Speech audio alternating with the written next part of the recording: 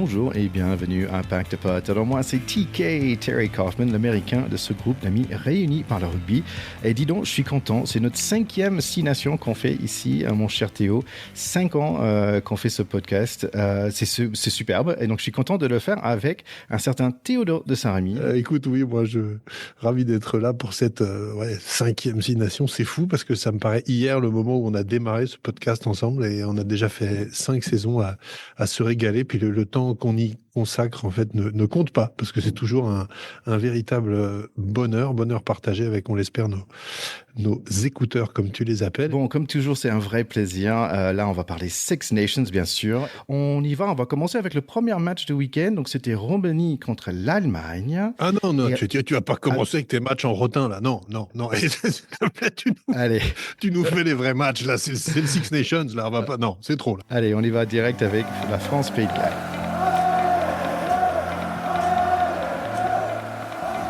On démarre ce match avec un 9-10 génial, le plus capé ensemble, il me semble, pour l'équipe de France, Ntamak et Dupont. Mais il me semble aussi qu'ils n'ont pas joué ensemble depuis le match de préparation. Tu te souviens, le Coupe du Monde contre l'Écosse, juste avant qu'il s'est blessé, en fait, Ntamak. Pour ce match, il y a Pays de Galles. Il nous manque le deuxième ligne Beard. Pas beaucoup de barbus dans cette équipe parce qu'ils sont très jeunes, notamment le jeune capitaine de 12 ans, Jack Morgan. 40 caps quand même pour le père de centre. 12 ans. Pas de Dyer non plus, mais il y a un jeune Thomas à 10. Bravo aux petits-enfants qui chantent la Marseillaise, très joli. Un peu de jeunesse sur notre équipe à nous avec Boudoran, Théo et Roumat. Un paire de centre aussi pas habituel chez nous, c'est Barassi et Moefana. Premier ballon pour le rouge, mais on est vite fait chez eux avec un 50-22 magnifique de Ramos. Dupont en profite d'un pénalité contre Antonio. Il se faufile entre tous les rouges, mais le trou de souris se ferme. Pas d'essai, mais un peu de dégâts. C'est Wainwright qui se blesse contre le pommette bionique de Dupont. Coucou, Josh Adams dit bienvenue aux Six Nations à Barassi avec un plaquage solide. Même si les Bleus veulent marquer, ça suffit pas pour l'instant. Les Gallois grattent un ballon. On loupe les ballons hauts pour l'instant aussi. Jack Morgan va être un client aujourd'hui. 10 minutes, on n'a pas encore marqué. Ils ont un peu d'énergie, les petits poireaux, le 14 rouge notamment, Rogers. Audrit nous chope un ballon, Dupont monte en pique sur la défense et fait peur aux rouges. Boudoran suit le ballon, mais en avant jusqu'à devant l'embut. Dupont, encore avec un pressing de fou, ballon à nous, Barassi avec une percée, gros l'a presque fait. Dupont trouve une solution, ce qui s'appelle Théo, 7-0, Ramas dépasse la maison pour être le deuxième marqueur de la France. La défense de la France semble être bien en place, l'attaque aussi, joli combi des arrières. Les avants prennent le relais pour un peu, GB Gros très en forme. Essai de Louis Bébé, assist par Ramos, 14-0, c'est bien. Le 10 Thomas des Rouges n'est pas mal quand même, très présent, tout comme le 14 Rogers. Carton jaune pour un plaquage haut sur notre Louis Bébé. Dupont dépose tout le monde, mais petit en avant sur le passe de Théo. Pardon, c'est pas en avant, c'est 21-0. Attaque rouge sans issue face à notre défense. Toc-toc qui est là, Louis Bébé, sur un passe super osé de Dupont.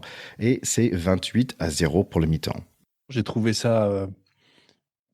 pour moi, la première mi-temps, en tout cas, et la suite sera l'avenant aussi, c'est pas un match, c'est un récital. C'est-à-dire que on est sur un niveau de performance de l'équipe de France qui...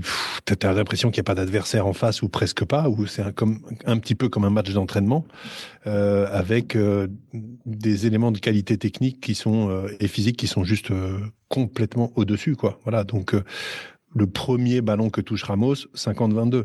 Bon, c'est quand même hallucinant, la qualité technique de ce mec pour arriver à faire ça, et ça met tout de suite les Gallois sur le reculoir. C'est absolument épouvantable. Les deux coups de rein de Dupont sur la pénalité qui joue à la main, puis sur celle où il transperce, on a l'impression qu'il est sur une moto. Je sais pas comment il fait. Il met un coup d'accélérateur. D'un seul coup, il fait 10 mètres. Les autres sont toujours en train de se demander s'il est pas devant ou derrière, ou on dirait un truc de prestidigitateur, quoi. C'est absolument dingo. Et puis, tout simplement, ensuite, la qualité des jeux au pied, l'intelligence de jeu de ce même Dupont sur une fois qu'il a mis ce coup d'accélérateur, qu'il arrive à proximité de la ligne, de garder la lucidité pour faire cette passe en cloche vers Atis Ogbe, qui finit le job, etc. Honnêtement, j'ai eu l'impression d'un match sans sans enjeu et sans doute sur son issue assez vite. Voilà. Mais on s'en doutait un peu. Deuxième mi-temps, à 45 minutes, les Rouges campent chez nous pendant 5 minutes. J'ai compté 4 plaquages par Jean-Baptiste Gros dans ces séquences, et notamment celle qui a provoqué le en avant. Solide quand même. Il mérite un peu de repos. Voilà, 6 remplaçants. Un bonjour Cyril Bay et bye bye Dupont. C'est le Garec qui le remplace. Colombe et Marchand sont là. Et c'est Marchand qui va marquer le prochain essai, 33-0. 10 minutes passent, les Rouges sont sans dents. À 65 minutes, Gaëtan entre et 65 secondes plus tard, il va marquer un essai. Joli travail d'équipe. Et passe au pied par le Garec, 38-0. 10 minutes à jouer sans un tamac qui a mis son épaule dans le nez du 10 en face. Ça va être un rouge. Ça entache un peu de soirée, car ça veut dire qu'on va être sans lui à Twickenham contre les Anglais. Encore un essai pour Andrij, qui est le man of the match ce soir.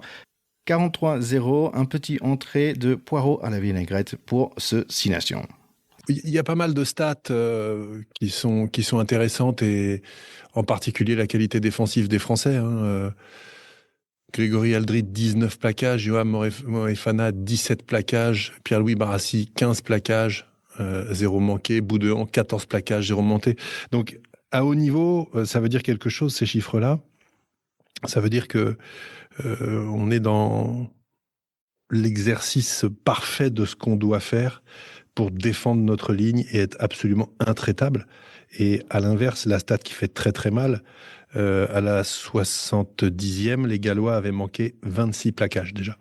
Ah ouais. Donc ça veut dire ce que ça veut dire. Voilà, il y a une équipe complètement sur le reculoir, complètement dépassée, et une autre qui avance un peu comme un char, un truc complètement blindé, qui fait reculer les mecs, qui tire, qui avance encore, qui fait reculer, qui tire. Et c'est vraiment le sentiment qu'on a eu, et je trouve que c'est extrêmement cruel pour les Gallois de finir à 0 point. Ça veut dire à quel point ce match n'a pas été disputé.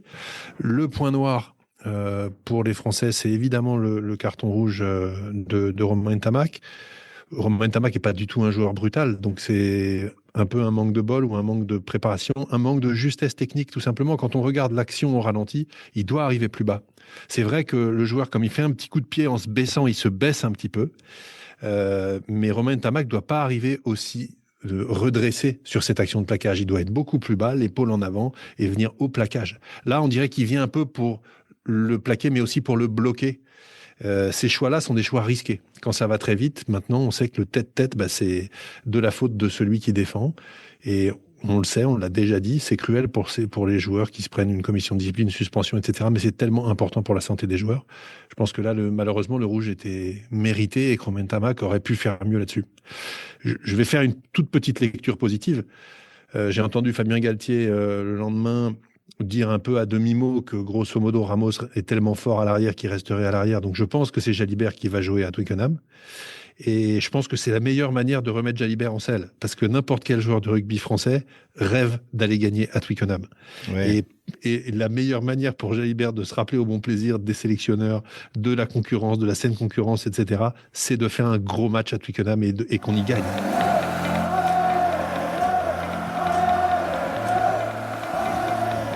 Allez, on va passer le crunch à nous. C'est toujours le match de l'année. Ça va piquer devant parce qu'il y a Itoje, le capitaine. Il y a une troisième ligne de ouf pour les Anglais. Il y a Curry, Ben Earl et Jack Willis. Ça va piquer au centre aussi. Il y a Slade et surtout Ollie Lawrence qui court comme un train enfui sur des rails et difficile d'arrêter. Les Anglais, ils ont un Finn en 10. C'est pas Finn Russell, mais c'est un certain Finn Smith.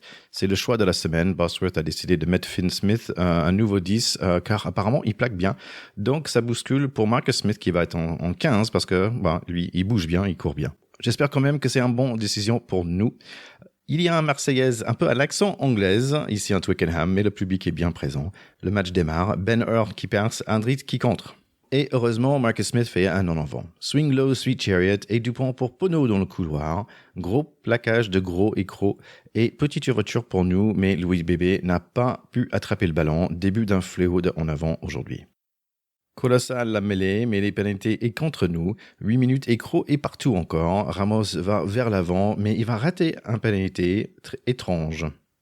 Ça chauffe un peu entre les joueurs. On a beaucoup eu le ballon, mais pas encore de points pour l'instant. Louis Bébé n'est pas encore libéré. Marcus Smith, par contre, me semble beaucoup plus à l'aise ce soir. Curry va faire les grattages comme la semaine dernière et comme ça, les Anglais sont chez nous. On souffle mais on s'en sort. On part de nos 10 mètres pour un moment d'improvisation à la française. Quel dommage que ça n'a pas allé au bout, celle-là. En avant par Dupont à la fin. Roumat pique la touche. On est à 2 pas, mais encore en avant. De Penaud cette fois-ci. 2 essais au bout de doigt. Il faut marquer, les garçons. Ramos est bien placé en défense, mais un peu gourmand avec le ballon en attaque. Et puis, quel essai inexplicable. Dupont récupère un mauvais passe de Movaka. Passe intérieur pour Penaud. Petit coup de pied pour Louis Bébé, qui marque et Ramos le transforme. Ça sent facile avec eux. C'est 7-0 pour nous. Mais Marcus Smith aussi n'est pas mal. On est sous pression. Grand Baptiste Gros va nous sauver l'essai. Quel geste derrière fait par un pilier. Bouderon se transforme en barrière, mais Ollie Lawrence va mettre l'essai avec un raffut de la mort qui tue sur Ramos qui plie en 2. 7-7. Sommes-nous le meilleur pour ce premier mi-temps, Théo? C'est un match dont on pourrait parler des heures. Hein. J'ai des pages de notes. C'est une première mi-temps complètement incompréhensible, pour être honnête. Il y a 2 ans, on a gagné 53-10 contre les Anglais à Twickenham. Et on avait à peu près la même domination. À peu près. C'est-à-dire, on maîtrisait les temps de jeu, on a maîtrisé l'avancée, on a réussi à occuper le terrain. On avait, je sais pas, Ramos, à la 25e, il avait déjà touché au moins 10 ballons. L'arrière anglais en avait touché 0. On avait complètement la main sur le match. Et si on ne fait pas le festival d'en avant de la première mi-temps, mais il y a 25-7 à la mi-temps. C'est absolument incroyable. C'est-à-dire que dans la capacité à dominer cette équipe dans le jeu, on était complètement sur les mêmes bases qu'il y a 2 ans, sauf qu'en fait, on est passé complètement à côté sur la maîtrise du geste technique et en particulier du dernier geste. Et à ce niveau-là, c'est quand même assez hallucinant et assez grave. Donc, moi, je suis à ce moment-là 7-7. Je me dis encore, ça peut passer, on a limité les dégâts, on les domine un peu, il reste une mi-temps, ça va le faire.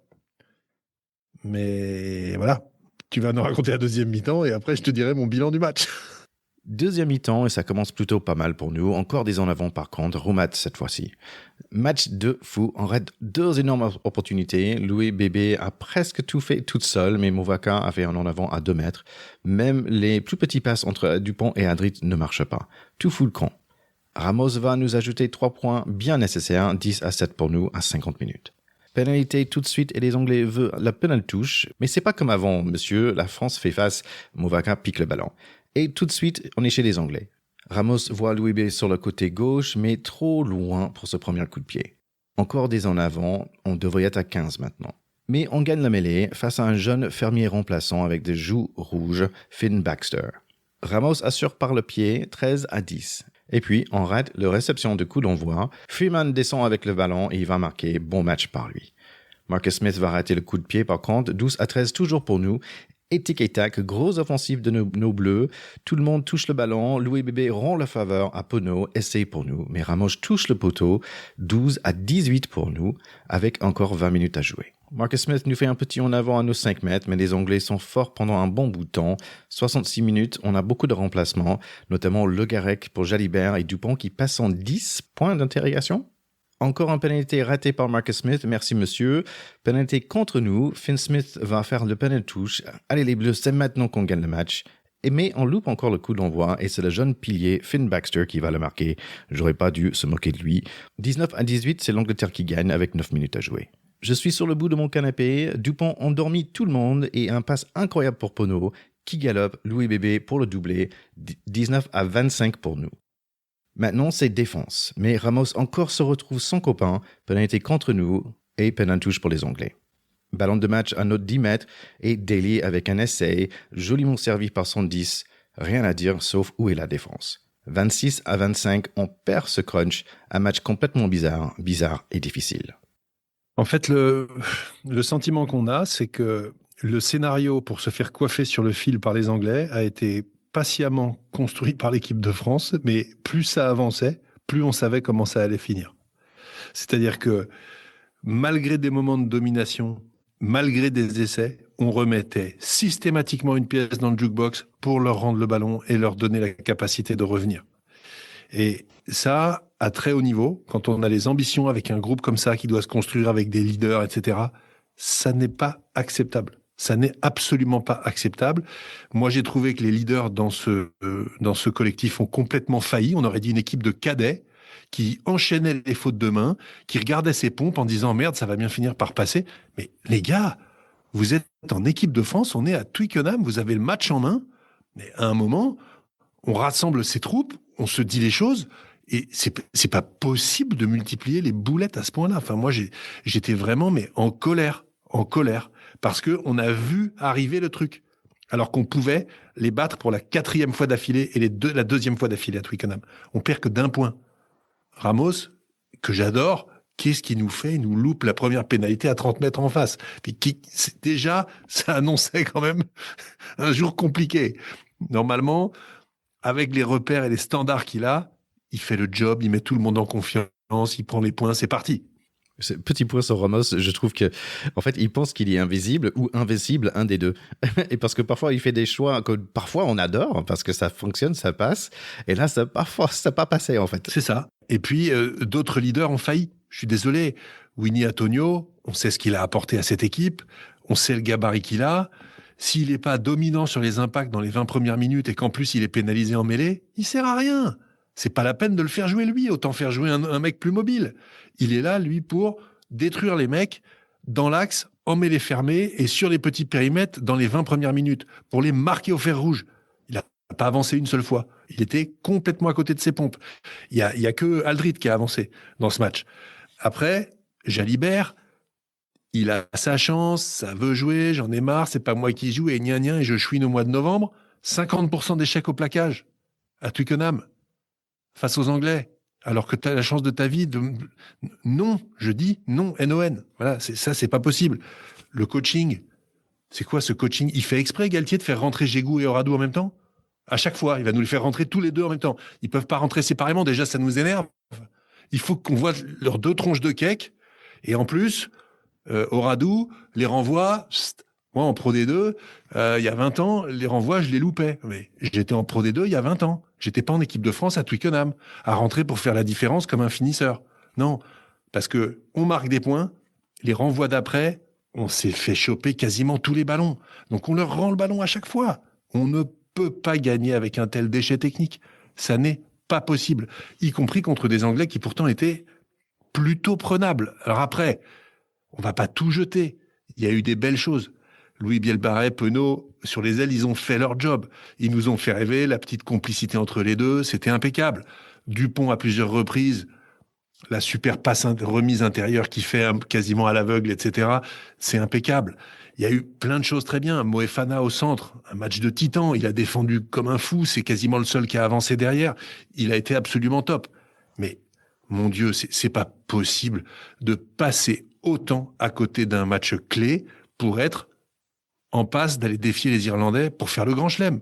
C'est pas possible. Moi, ce que ça me donne envie, en fait, c'est que England, ils étaient plus forts cette année, mais ça me donne envie pour les autres matchs, en fait, qu'on plie en 2 tout de suite. Je veux qu'on gagne par 52 points, 52-1, si c'est possible, et qu'on écrase tout le monde. Et tu te souviens, je pense que c'était en 2000, où on a battu les Anglais chez nous, mais en fait, on a perdu le 6 Nations, mais en fait, on s'en foutait parce qu'on était tellement contents de battre l'Angleterre. Tu te souviens de ça ? C'est toujours comme ça. Moi, j'aimerais bien refaire. On peut perdre tous les matchs, mais battre les Anglais, on a gagné le tournoi, nous. Oui, mais là, j'aimerais bien, ok, on a perdu contre les Anglais, mais en fait, on va gagner les 6 Nations par un petit point quelque part, et c'est le 25-26, et on va gagner les 6 Nations. C'est la solution possible. Que je veux. Mais le prochain match, c'est l'Italie. L'Italie, c'est les rois pour nous faire déjouer. Ils sont bien en confiance parce qu'ils ont fait 2 bons matchs. Donc, j'espère qu'on va pas se prendre les pieds dans le tapis italien. Voilà. Je pense que non, mais j'espère. Alors après, ça c'est l'analyste, entre guillemets, analyste de podcast, quoi, cool, mais qui râle. Mais en fait, j'ai quand même vibré, j'étais quand même solidaire, j'avais quand même envie d'être avec eux, j'étais dégoûté, je me mordais la main en me disant « mais c'est pas possible !» Et j'ai cru qu'on allait peut-être y arriver. Mais quand je regarde ce match a posteriori, je me dis « mais c'était écrit, quoi. On l'a vu, on leur a donné étape par étape, à chaque fois le bâton pour nous battre. C'est incroyable. Allez, on va passer sur le prochain match. Donc après 2 semaines un peu difficiles en fait dans le rugby français, on est content d'être de retour tous les deux, n'est-ce pas? Oui, on est super content parce que voilà, on est au cœur du Six Nations. Bon, malgré une petite gueule de bois post-défaite à Twickenham, on en a beaucoup parlé, on a fait un épisode. On pense à Italie et contre cette équipe d'Italie qu'on connaît bien. Deux petits changements depuis 2 semaines pour cette équipe qui a battu les Gallois. Pour la France, pas mal de changements. En fait, étonné de ne pas voir Damien Penaud. C'est Théo Atisobé. Donc moi, je vais juste dire à Théo à partir de maintenant, si ça te gêne pas, mon cher Théo. J'ai plus l'habitude. Et voilà, Penaud, il est à Bordeaux avec Jalibert. Donc c'est Ramos en 10 et Léo Barret en 15. Il y a Michael Guillard aussi en deuxième ligne de Lyon. Et retour de nos préférés, là, Thibaut Flamand, qu'on adore. Le match démarre et on récupère un pénalité, mais Léo Barret va perdre le ballon. Moefana perce, mais pas de bol. Encore le transfert entre Ramos et Barret qui est un peu bof. Belle sortie des Italiens, up and under, ils sont chez nous. Pénalité contre nous et Movaca qui est le fautif, mais ça passe à côté. Petite alerte quand même. Et réponse par les Bleus, Ramos pour Théo, Théo pour Barret, SC, mais bon, passe en avant, dommage. Et puis c'est Melancello, meilleur joueur des Six Nations l'année dernière, il nous montre pourquoi. 7-0 pour Italie. Et puis c'est pour nous et on gère bien. Barret sur le côté, Guillard le Lyonnais va marquer, mais les Italiens sont vifs quand même, ils chopent un pénalité, 10-7 pour eux. Les Bleus commencent à trouver leur rythme. Ça prend un peu de temps, mais les avants vont marquer cet essai. Movaca qui était bien patient, 14-10. Et voilà, Barret va servir Louis Bébé, qui va pas oublier son capitaine Dupont, qui va la finir 21-10. Ramos qui était sous la pression pour le coup de pied. Mais Italie n'est pas enterrée. Ange Capozzo esquive. Brex va marquer plein centre. Jolie passe par la deuxième ligne. C'est 21-17. Greg Aldrit y monte la voie en puissance. Bouderon le suit. Joli essai par lui. 28-17. On est à 45 points dans ce match à que 30 minutes. Match très ouvert, mais j'ai l'impression que ce match va être gagné par les avants quand même. Il faut qu'on les use devant. Et voilà Dupont qui tient le ballon jusqu'aux dernières secondes. Il sert un Léo Barret bien lancé. Il avait l'embarras de choix à ce moment-là. 35-17 pour le mi-temps. Oui, c'est un score élevé en nombre de points, avec une sorte de festival offensif qui s'annonçait, avec une petite crainte qui a duré 5 minutes. C'est-à-dire que les Français sont bien rentrés dans le match, mais les Italiens aussi ont extrêmement bien défendu. Et ils ont marqué les premiers. Et il y avait presque les ingrédients pour nous faire douter. Et on sait que les Italiens nous font souvent douter. Ils ont failli nous battre l'année dernière. Rappelle-toi, hein, c'est une transformation ou une pénalité, je ne me rappelle plus, mais quasiment dans les arrêts de jeu ratés par l'ouvreur Garbici qui avait sauvé la tête des Français pour que ce ne soit pas une défaite. Donc, moi, j'étais quand même un petit peu dans le doute. Et la semaine dernière, je t'avais dit, soit on va leur en mettre 60, soit ça va être l'enfer et on va gagner d'un point ou perdre. Donc, les 10 premières minutes m'ont fait douter. Et puis ensuite, la cavalcade s'est mise en marche. Et tu vas nous raconter la deuxième mi-temps. Ça a été quand même vraiment à sens unique. On en reparlera à la fin. Pendant le mi-temps, je me suis dit, tiens, ça va être 70-34 si on continue à ce rythme-là. Deuxième mi-temps, Léo Barret assure dans les airs. On est bien lancé. Aldrit en terre promis, 42-17. 48 minutes, le moment de la relève de la garde. Les remplaçants arrivent. Notamment Joulanche. Et puis Dupont pour Théo, Théo pour Louis Bébé, 47-17. Et ça roule. Moefana perce et sert Dupont, 64-17.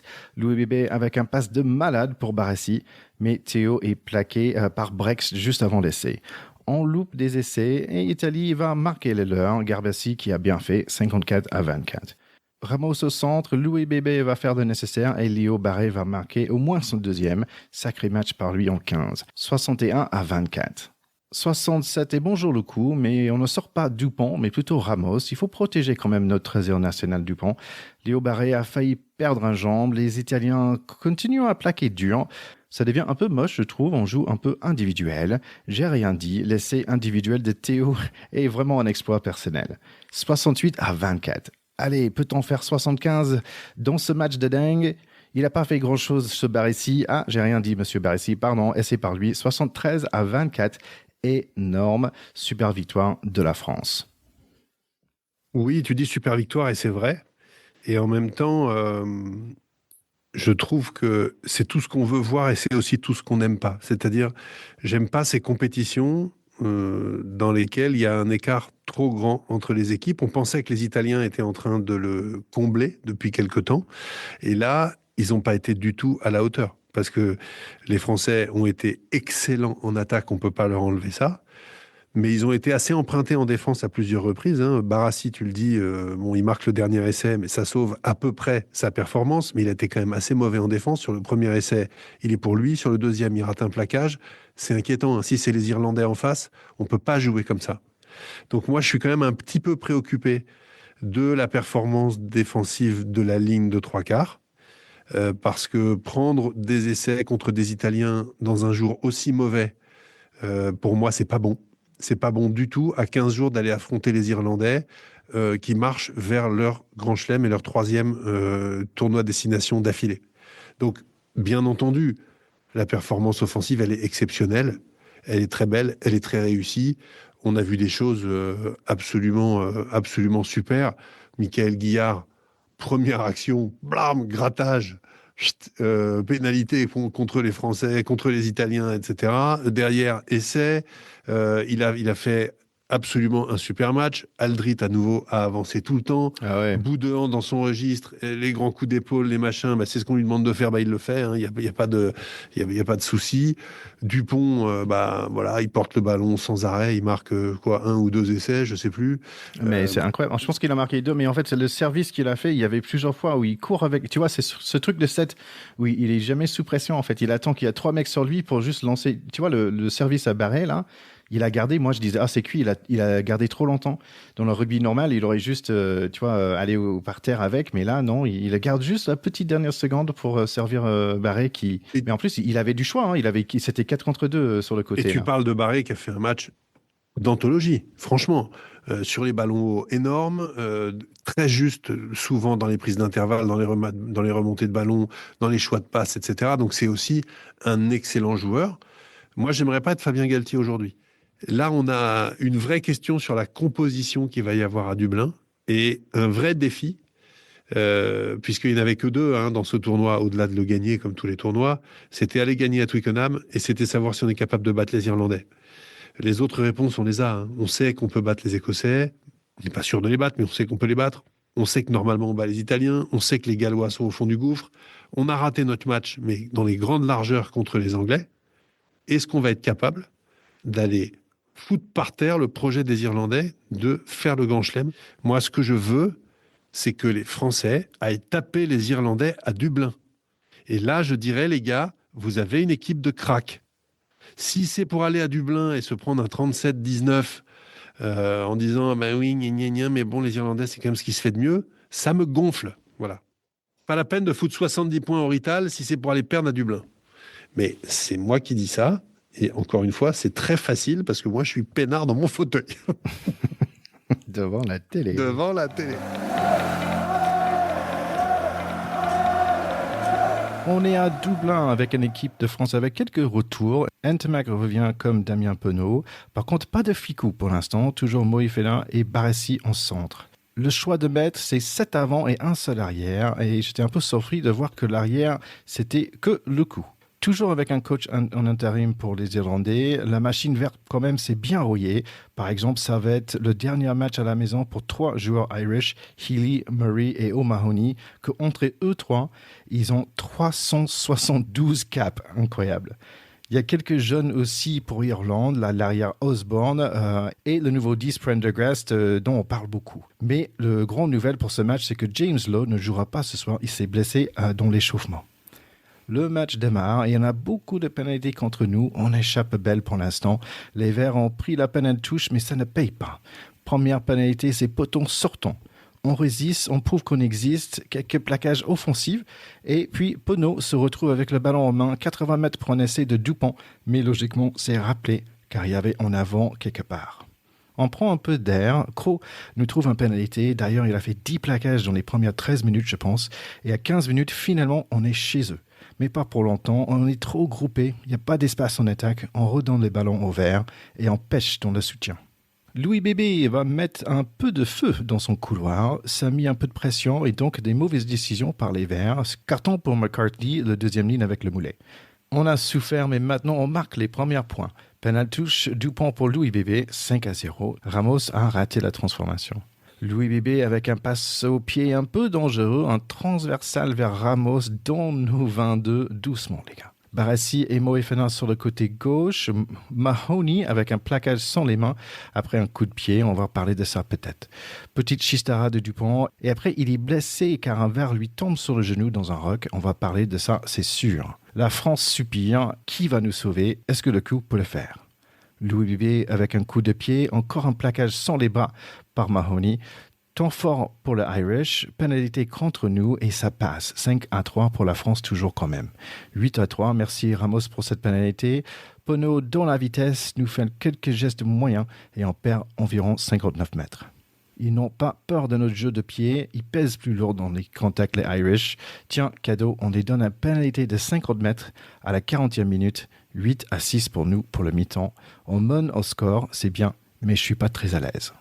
Non, c'était une première mi-temps d'une férocité rare qui dénote un match de très très haut niveau.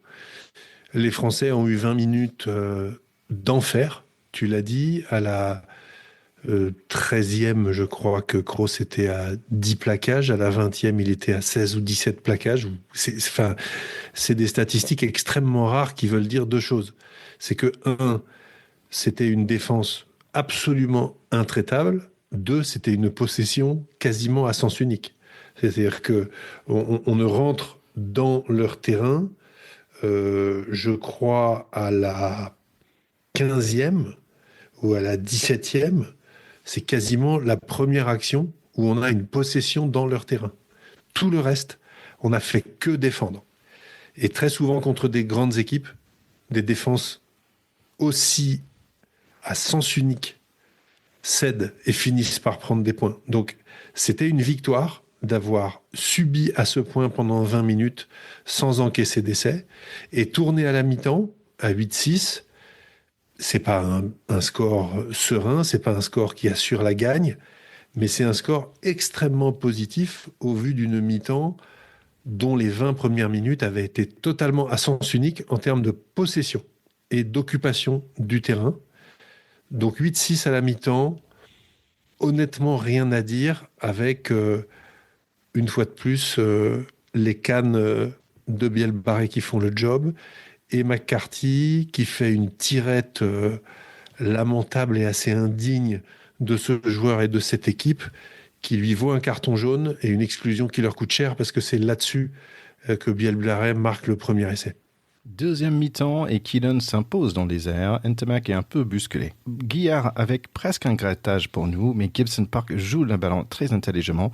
Penalty touche molle pour les Irish. C'est Sheenan qui va marquer dans le coin contre un des coups solitaires.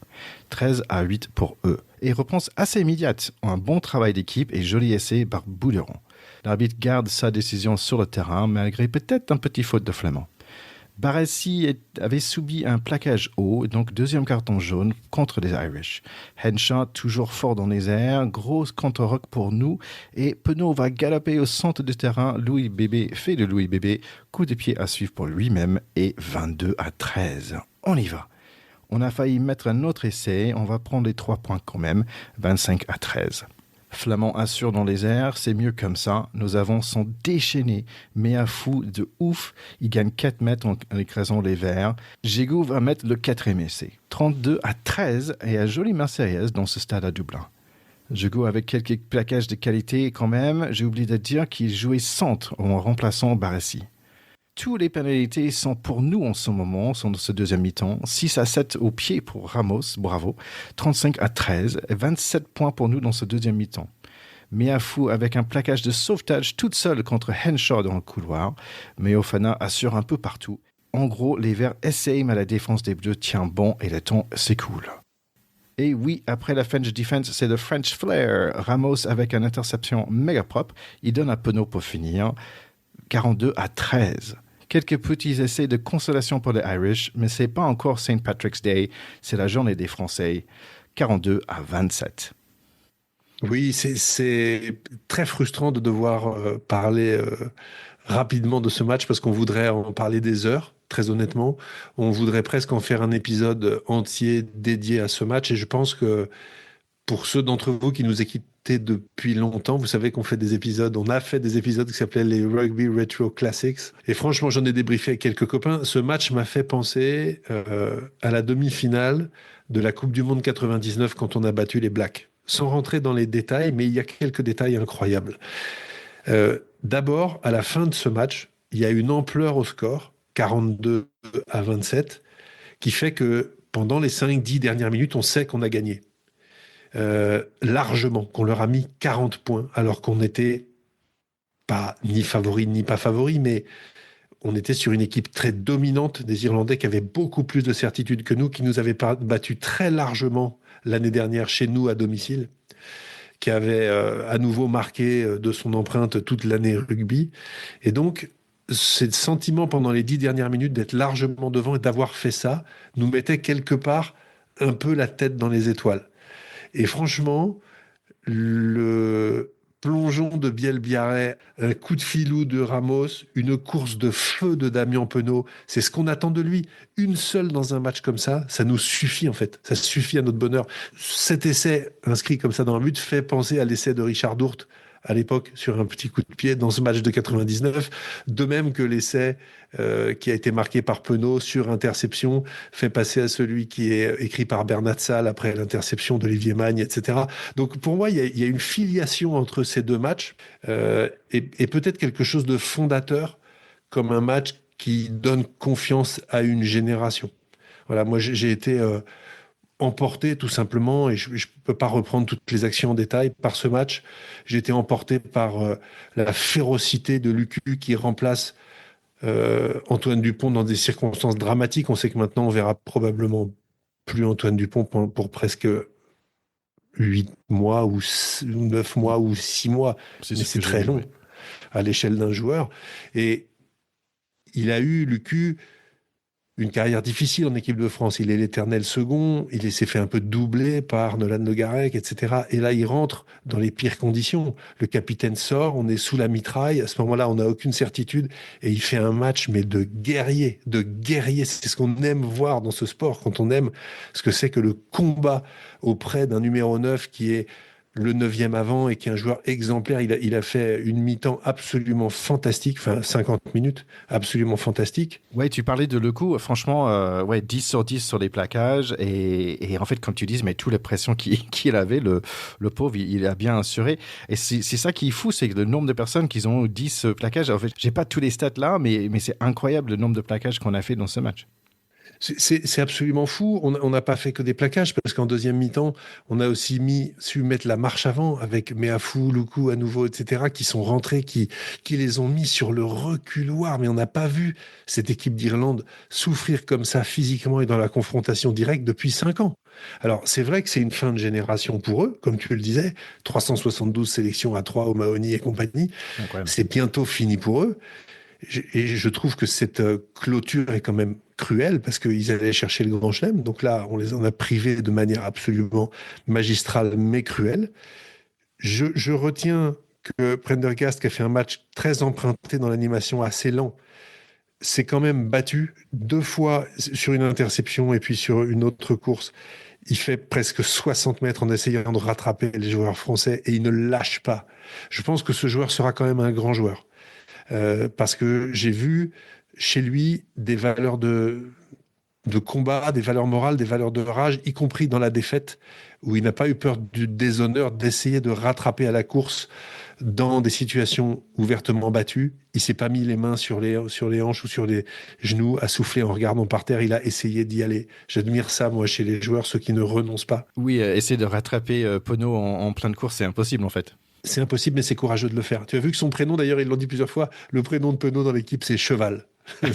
C'est dire à quel point ils savent que sa course est impossible, en fait, à rattraper. C'est un mec d'une autre dimension. Et on le voit sur son essai, mais on le voit sur la course avant l'essai de Louis Biel-Barré qu'il fait au centre du terrain, où tu as l'impression que tout le monde est arrêté quand il court. Franchement, il a une foulée qui est venue d'ailleurs. C'est extraordinaire d'avoir un joueur comme ça. Et pour moi, rien que ça, même s'il a fait quelques erreurs, il a réussi son match. Je mettrais 2 remarques importantes quand même sur les Irlandais. Les 2 cartons jaunes leur ont coûté extrêmement cher. Ils ont pris des points les 2 fois, à des moments où ça pouvait peut-être encore tenir pour eux et où les 2 fois, ensuite, ils repartent de beaucoup trop loin. Et je dirais aussi qu'ils ont vécu ce qu'il y a de pire, c'est-à-dire la blessure de ton joueur facteur X à l'échauffement avant un match. On a vécu ça dans l'histoire du sport, dans l'histoire des équipes. C'est terrible pour une équipe. Et quand c'est James Lowe qui se blesse juste avant un match aussi important, son remplaçant n'a pas fait un bon match du tout. Et on a vu ces dernières années les capacités de franchissement, de différence que ce mec fait dans des trous de souris face à n'importe quel adversaire du monde. Le fait qu'il soit pas là a évidemment changé la donne. Ça a été un peu compensé par la sortie de Dupont, mais je pense que la sortie de Dupont, d'une certaine manière, on l'a vu à l'entrée de Lucu, a renforcé l'équipe. Parce que au moment où il est sorti, on voit bien que tous se disent on va aller la chercher pour lui. Il y a beaucoup de choses en fait là, ce que tu dis, mais déjà Mahoney qui se jette 2 fois dans les... Et ils étaient vraiment indisciplinés en fait, pour un des rares fois où les Irlandais ils n'ont pas de discipline, parce que c'est Mahoney qui se jette dans les jambes des joueurs, mais sans mettre les mains de tout pour faire un plaquage. C'est vraiment un truc à la foot américain en fait, c'est un plaquage à la foot américain ça. Oui, et la faute de Byrne sur la blessure de Dupont. Byrne ne va pas passer en commission de discipline. Pour moi, c'est inexplicable à nouveau. Ouais, et en plus que la décision se fait entre samedi et dimanche, que non, on va pas regarder. Mais c'est comme c'était jamais arrivé sur le bureau du gars lundi matin. En fait, c'est impossible. Comment tu peux dire c'est non? Inexplicable. Pour moi, il perd ses appuis, donc il tombe dans le camp de ses adversaires. Et en plus, il n'a absolument pas la posture des bras en avant pour venir déblayer avec les bras. Or, ce sont 2 consignes du règlement. Donc, pour moi, c'est à nouveau pas explicable. Bon, de toute façon, ça ramènera pas le genou d'Antoine Dupont. Et quelque part, je me dis que Dupont, qui a tellement donné, qui a été champion olympique, qui a fait la tournée d'automne, qui a fait ça, etc., finalement, s'il se remet, et ce sont des opérations qui sont très maîtrisées aujourd'hui, faisons une lecture positive de cette situation. Il va avoir 8 ou 9 mois où il va reposer son organisme. C'est un tel champion qui reviendra plus fort. Donc, il faut avoir une lecture positive. C'est loin avant la Coupe du Monde. Il fera probablement la tournée de l'année, le tournoi à destination de l'année prochaine. Donc, quelque part, on peut en faire une lecture positive, même si, pour sa chair et pour ce joueur et pour le Stade Toulousain, c'est quand même une énorme tuile. Et je dirais en bilan que c'est le match qu'on attendait de ces Français, c'est le match qu'on attendait de Fabien Galtier et de sa gouvernance. On avait des doutes. Aujourd'hui, ces doutes sont levés. C'est-à-dire on attendait de cette équipe qu'ils aillent faire ça, c'est-à-dire aller prendre le plus fort chez lui et lui foutre une raclée. Et faire ça à la tête de la planète rugby en disant c'est ça l'équipe de France. Parce que maintenant, avec ce match-là, tous les adversaires de l'équipe de France, de cette équipe de France pendant les 3 ans qui viennent et jusqu'à la Coupe du Monde 2027, auront ce match-là comme match référence et se diront s'ils jouent comme ils ont joué ce jour-là, on est mort. Et honnêtement, je demande à nos écouteurs d'aller écouter Rugby Retro Classics. Vous verrez qu'il y a plein de points communs sur le match de 99, parce qu'on en a fait un aussi sur 2007. Il y a plein de points communs entre ce match mythique et celui-là qui en est un autre. Ouais, on avait ce sentiment de regarder un match mythique pendant, ça c'est certain.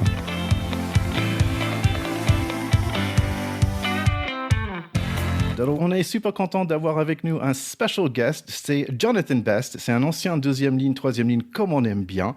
Il a commencé et il a fini sa carrière à RCRP, le club du Romain Cerisère.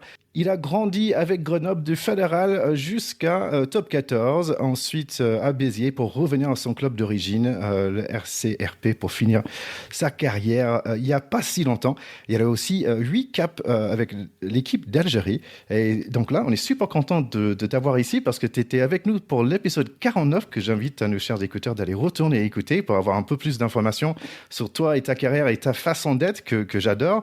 Et c'est ton 3e fois ici. Et là, on est très content que tu sois là pour notre 150e épisode. Eh ben, j'adore, parce que j'aime bien les chiffres ronds, donc ça tombe bien, hein, d'arriver sur le 150e pile poil. Et j'espère que je serai dans le 1500e épisode de Pack de Potes, avec plaisir. Allez, on va passer à notre match à nous pour cette finale, on va dire, pour le 6 Nations 2025. Le show commence, Finn Russell est sans souci, il est très relax, plein de sourires. Très joli Flower of Scotland pour célébrer nos 730 ans d'amitié avec les Écossais, même si ce soir, ça va être le combat. Quelques changements pour la France. Le coup pour Dupont, bien sûr, qui est blessé. Et Ficou, qui est de retour pour Barassi, qui est blessé. 94 quand même sélection pour lui. Et bien sûr, notre trio de ouf qu'on a déjà parlé. Ramos, Pono et Louis Bivet. On peut aussi dire une troisième ligne de dingue aussi avec Gros, Bouleran et Aldrit. Le combat démarre et Penaud a mis un tampon tout de suite. Les Écossais dans un maillot bleu, il faut dire très moche. Flamand contre, Antonio écrase et le Moll avance et 3 points pour nous. Du coup, avec 3 plaquages à la suite, Antonio il va gratter, Ramos pour Penaud pour Mofana. Il y a de l'envie, mais pas des points. Schumann et Ferguson côté écossais récupèrent le ballon et les Écossais sont chez nous. On chope le ballon et Ntamak va faire 50 mètres, mais ça profite pas. Notre défense tient bon quand même. C'est bien de voir Ficou, je trouve. Gros ballon porté et carton jaune pour le meilleur avant écossais, Jamie Ritchie, mais on perd encore le ballon. Pas grave, Ficou au centre, tranquille, pour servir Moefana. Plein centre, 10-0 pour nous. Écosse tape sur la porte, Movaka va faire un petit bobo, on va dire un Zidane light si tu veux, carton jaune pour lui. Peut-être plus. 10-3. On a joué avec un joueur de plus et maintenant on joue avec un joueur de moins. L'écoute a failli mettre un essai sur un ballon perdu. On prend les 3 points qu'on peut, 13-3. Bravo, Ramos qui dépasse Michalak. On n'est pas serein quand même. Heureusement, c'est un carton jaune pour Movaka, chanceux. On tient pas mal en défense, mais le petit Darcy Graham dans un trou de souris servi par Finn Russell, 13-10 toujours pour nous. Movaka et Penaud revient, mais temps fort pour les Chardons toujours. On fait pénalité après pénalité, donc carton jaune pour Gros. Le dernier chopé par l'arbitre, c'est lui qui paye pour tout le monde. 13-13. Ça devient 16-13 pour nous. Et puis Blair Kinghorn profite d'un énorme trou de notre défense. Essaie heureusement refusé. On reste à 16-13 pour le mi-temps, pour ce mi-temps difficile. Très clairement, cette première mi-temps, moi, j'ai pas reconnu l'équipe de France qui nous avait enchanté lors des matchs en Irlande, en particulier, lors du match en Irlande. On doit très franchement tourner cette mi-temps derrière les Écossais, qui ont bien profité de, je sais pas envie de dire de notre apathie, mais je sais pas, j'avais la sensation qu'on a manqué un peu d'énergie. On en a beaucoup laissé sans doute en Irlande, mais on a fait des choses, on a fait des fautes, on est tombé un peu dans la provocation, et très franchement, il faut quand même revenir sur cet incident sur Movaka qui, pour moi, mérite le carton rouge. Et carton rouge à ce moment-là du match, ça peut peut-être aussi changer un peu la physionomie. Donc je me dis que cette première mi-temps, on tourne devant, plutôt chanceux.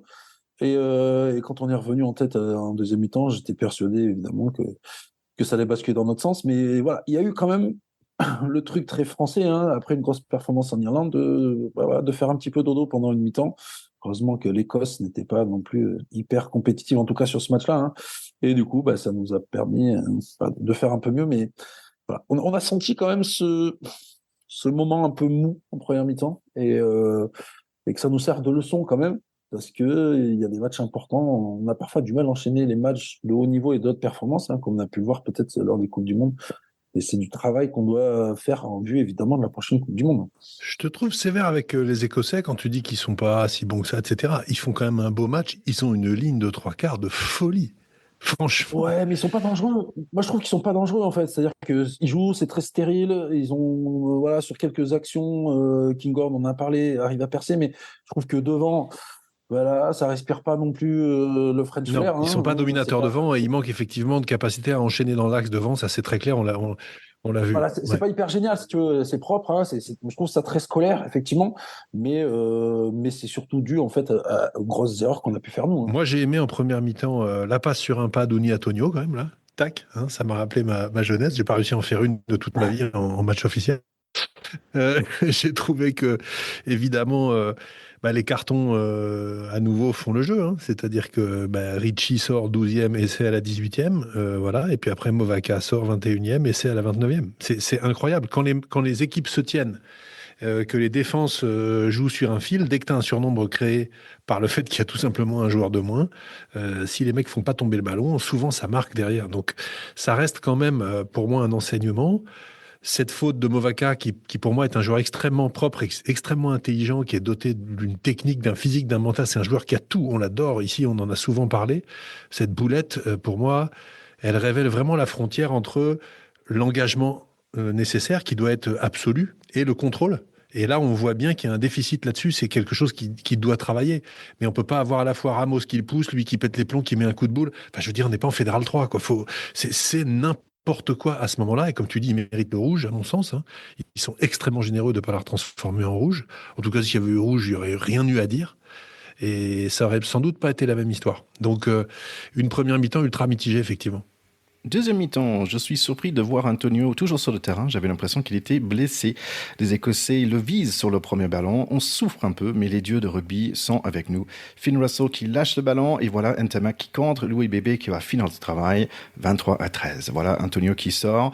Le truc avec Darcy Graham au milieu quand même, c'est très dangereux. 46 minutes et le bomb squad français est venu. Moi, je préfère dire la patrouille peut-être. Un peu tôt quand même, je trouve, à 45 minutes. Russell pour Darcy Graham, les Chardons piquent notre défense pour 3 points, 23-16. Je trouve que les Écossais, ils ont vraiment l'oreille de l'arbitre, ils sont toujours en train de parler avec l'arbitre, je trouve.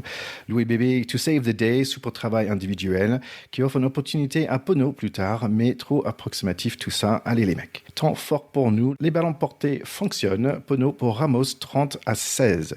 Et là, ça va mieux, et boum, et bang, Moefana en maître, il explose Finn Russell, et après, il sort le bras pour marquer l'essai. Mais les Écossais ne sont pas morts non plus. Chouven fait beaucoup de percées en attaque. Vandermel va soulever Meofu dans un nettoyage. Mais Ramos va coffrer Vandermel après dans le couloir. Et puis le coup avec un coup de pied de 50 mètres. Vandermel regagne tout ça avec un seul course à pied. Flamand avec un joli geste en défense, marchant avec le grattage. Et ce match trouve tranquillement sans fin. On aimerait un essai pour Damien Penaud quand même, mais en botte en touche. Et on gagne ce match, mais aussi ce 6 nations. Ouais, il faut dire quand même que la stratégie mise en place par Galtier et son staff, de mettre 7 avants sur le banc, a été payante, en particulier sur ce match-là où j'ai senti quand même des avants fatigués. Antonio, pour moi, a fait un match totalement transparent. Je veux dire, le gars, il fait 145 kilos à chaque percussion. Et il n'arrive même pas à gagner des mètres. On a Aldrid, que j'ai trouvé pour une fois, on va dire, moyen. Il faut être capable de le dire aussi de temps en temps. Et c'est vraiment, encore une fois, ce banc qui nous a permis de rapporter un peu de peps, un peu de jus. Et voilà, et le match, il a basculé dans cette logique-là. Après, c'est sûr que quand tu as un Louis Bielbiarré qui dépose tout le monde sur n'importe quelle action, on a aussi cette capacité parfois à faire des différences. Moi, j'étais assez déçu de ce match-là parce que je m'attendais à ce qu'on confirme devant notre public. On a envie de montrer vraiment que l'Irlande était une performance qu'on était capable de réitérer. Et je reste un peu sur ma faim. Voilà, c'est une alerte, évidemment, pour nous tous. Parce que j'ai dit, là, la projection, c'est vraiment pour l'événement prochain qui nous intéresse, la Coupe du Monde en Australie. Si on n'est pas capable d'enchaîner les hautes performances contre des équipes costauds, on sera jamais champion du monde. Et on sait très bien que c'est la finalité du mandat de Galtier. Et aujourd'hui, moi, il me manque ça. Très franchement, il me manque ce petit truc de me dire, voilà, on met 40 points en Irlande, mais par contre, derrière, on reconfirme face aux Écossais. Et là, il y a vraiment c'est à peu près, cette espèce de mélange de trucs très bien et de trucs pas bons du tout, qui fait que, voilà, un petit goût amer dans cette dernière partie des Français face à l'Écosse. Ouais, un petit goût clairement amer. Pour autant, Boudon bat le plaisir d'avoir vu la victoire. Hein. C'était depuis 2022, on l'avait pas eu. Avant, on l'avait pas eu quand même pendant longtemps, entre 2010 et 2022. Donc, c'est pas si mal de gagner le tournoi à destination. Toutefois, moi, comme je dis souvent à Thierry, pour des Français, gagner le 6 nations en ayant perdu contre les Anglais, c'est pas vraiment gagner le 6 nations. On peut aussi se plaindre. Alors Thierry, ça le fait marrer. Il dit que je dis n'importe quoi. Ouais, Il a toujours pas compris ça. Mais tous les Français comprennent ça, Thierry. Quoi qu'il en soit, sur cette deuxième mi-temps, on a été chercher ce qu'il fallait en passant la surmultiplier. On a un ou deux moments de grâce. Le deuxième essai de Moefana, c'est quand même un cas d'école du rugby moderne magnifique, avec les entrées qui ont fait du bien. T'as Jelonge, il a dû mettre 12 percus en 8 minutes quand il est rentré. Il était totalement survolté. Derrière, après ce truc un peu brutal, t'as la finesse et la vitesse de Louis Bielbarré qui vient prendre un intervalle, faire la passe dans le dos, faire jouer. Moefana qui finit le boulot en partant 3 mecs sur son passage. Bon, c'est quand même des essais d'équipe qui maîtrisent son sujet. C'est incontestable. Oui, mais tu vois, aujourd'hui, on accepte un peu cet entre-deux, tu vois. Et quand tu regardes l'équipe d'Afrique du Sud, que ça soit d'un week-end sur l'autre, ils sont capables de réitérer la même intensité sur les 80 minutes du match. Et je trouve que aujourd'hui, c'est ce qui nous manque pour espérer pouvoir sauver la Coupe du Monde, qui est quand même vraiment... Ouais, c'est vrai. Et moi, là où je suis complètement d'accord avec toi et où j'ai une inquiétude, tu as cité Antonio qui a fait un drôle de match. On aurait dit un mec un peu sur une jambe. Il était là sans être là. Et moi, je suis quand même très inquiet du renouvellement du poste de pilier droit dans cette équipe de France. Parce qu'aujourd'hui, derrière Antonio, c'est le désert. Je suis désolé, Aldeguerri n'a jamais rien montré, à part au Stade Toulousain où il est quand même très bien encadré. Et quand on a compté sur lui en quart de finale de la Coupe du Monde, il s'est fait rouler dessus par les Sudaf. Je suis désolé pour lui, mais c'est une réalité. Et aujourd'hui, si on n'a pas mieux que Dorian Aldeguerri à mettre en numéro 2 derrière Antonio pour être champion du monde en 2027, moi j'ai grosse question là-dessus et grosse inquiétude. Quand j'ai préparé, j'ai regardé en fait les tailles des arrières. Et en fait, la plus petite, c'est Darcy Graham, mais en fait, il mesure c'est le même que le coup ou presque Ramos, en fait, tu vois. Mais en fait, les autres, ils sont tous à 1m90 ou 93 et 105 kilos, en fait. En moyenne, je pense que c'était un truc incroyable. En fait, ils avaient 5 cm de plus et 5 ou 10 kilos de plus en moyenne sur les arrières. Et en fait, ce qui est intéressant, si vous revenez dans le match d'avant, et même contre l'Angleterre, en fait, ils roulaient, les trois quarts, en fait, ils roulaient sur les Anglais, je trouvais. Ils avaient une attaque super sympa. Ils ont presque gagné ce match. C'est que les coups de pied de Finn Russell qui l'a raté en fait.